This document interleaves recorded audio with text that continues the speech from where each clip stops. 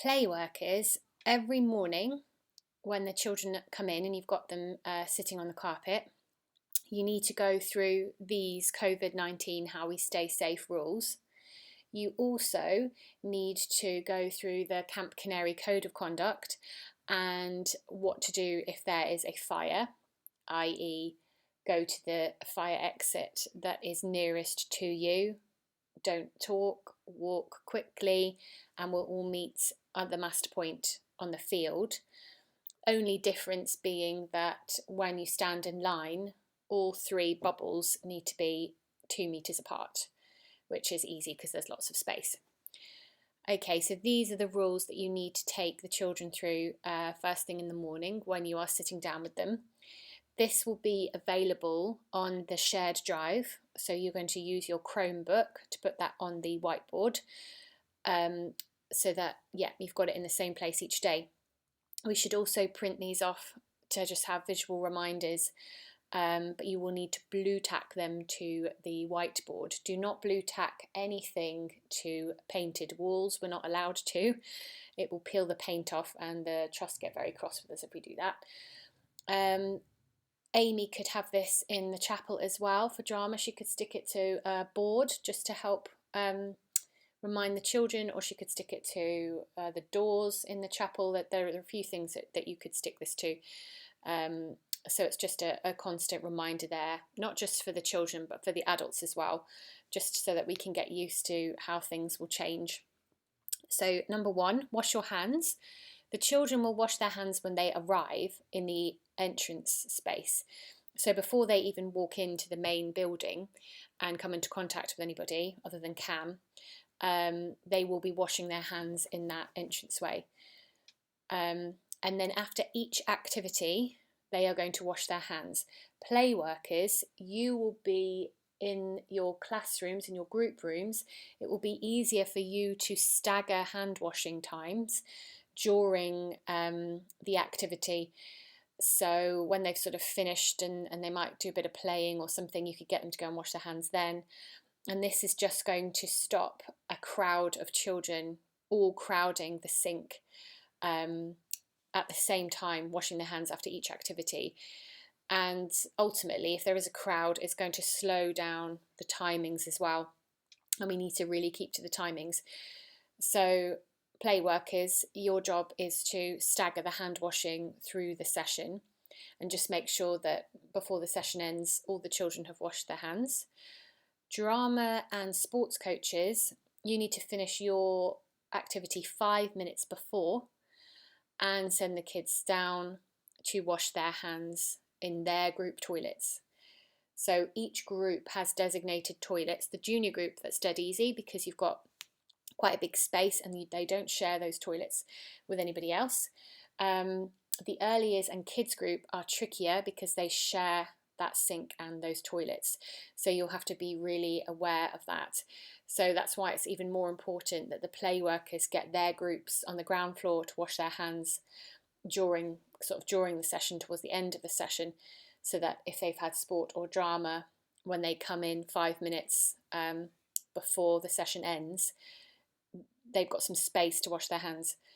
If you are washing hands and it's getting on for you to start the next activity, or it's your break time, you need to stick to the activity times, especially stick to your break time. If you don't stick to your break time, then the whole timetable will fall off.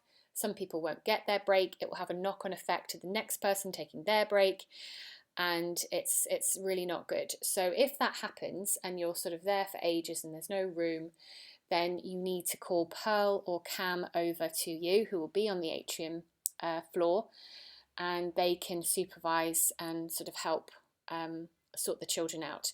It's also possible that you could take some kids to the entranceway. The only problem with that is those toilets, one of the toilets will be the staff toilet, so you won't take them in there. The other two will be shared, so you'll have to be extra vigilant and make sure that just the touch points have been wiped down. But if that does happen, that is something that we can do. We could also get that child to or a couple of children to wash their hands in the sink in the classroom. We'll have some hand washing, some soap there as well, just to stop that overcrowding.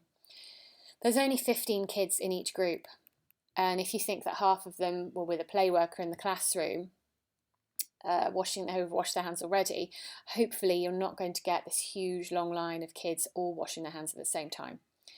So that is the biggest thing to remember with washing hands. It's going to be different to what we normally do, but we don't want it to slow down the timetable, and we don't want to have a big backlog of children all standing in a crowd, or you're waiting there forever and ever until your whole break is over. Okay, so there's other things that we can do if it looks like that's what's happening. Ask Pearl and Cam. You can use the entrance toilets as well. Each child will be allocated their bubble. So early is kids group and junior group as usual. We're going to colour coordinate those bubbles. So on their name badges, they will have a colour on their badge, so you can see if they're red, green, blue. That will help if you are moving around the building and the children can see, or you can see that they're walking past a group that isn't part of their bubble. You can encourage them to stand far apart as well, so that's going to help you too. Okay, giving space. It's just to remind the children to wait for others to pass you and try to make space in the line. In early years, the rules are slightly different. They're a lot more relaxed with younger children, because I think it's pretty much accepted that it's almost impossible to get children who are that young to socially distance. Older children in the junior group will be expected to keep more of a distance away from each other in their bubble. The biggest thing is to stop the children from keeping the children separate from each bubble, basically. So those are just a few little things that they can do. Just giving space, waiting for other people, making space in the line.